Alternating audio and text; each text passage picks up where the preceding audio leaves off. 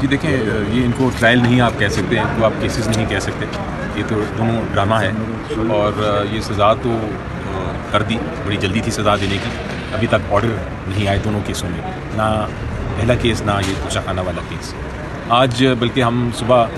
ہم نے اپلیکیشن دی تھی، کل ہی دی تھی ہائی کورٹ میں، جس میں یہ ریکویسٹ کی تھی کہ چونکہ ہمارا کراس ایگزامینیشن جرا کرنے کا حق جو ہے وہ ختم کر دیا ہے توشہ خانہ صاحب کے جو جج صاحب تھے جو کیس کی سماعت کر رہے تھے، نیب کورٹ کے جج صاحب،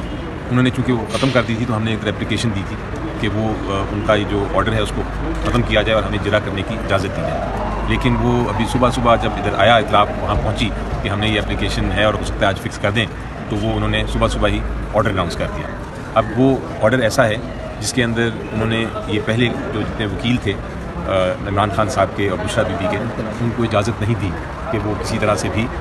جرا کر سکیں۔ دوسری، ان کو یہ بھی اجازت نہیں دی گئی کہ اپنے کوئی گواہ پیش کر سکیں۔ تیسری ایک بہت ضروری چیز ہوتی ہے کہ آپ ایک بیان قلم بند کرتے ہیں، اس بیان کے جو ایکیوز جو ہوتا ہے، ملزم جو ہوتا ہے، اس کا بیان اگر قلم بند نہیں کریں گے تو آپ ججمنٹ یا فیصلہ اناؤنس نہیں کر سکتے۔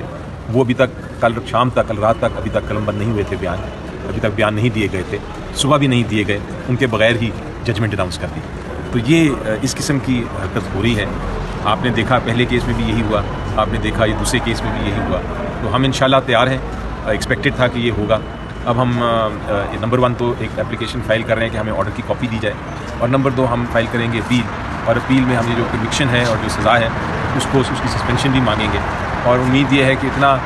آرٹیکل 10A کی خلاف ورزی ہوئی ہے، قانون کی خلاف ورزی ہوئی ہے، آئین کی خلاف ورزی ہوئی ہے، اتنا مسٹرائل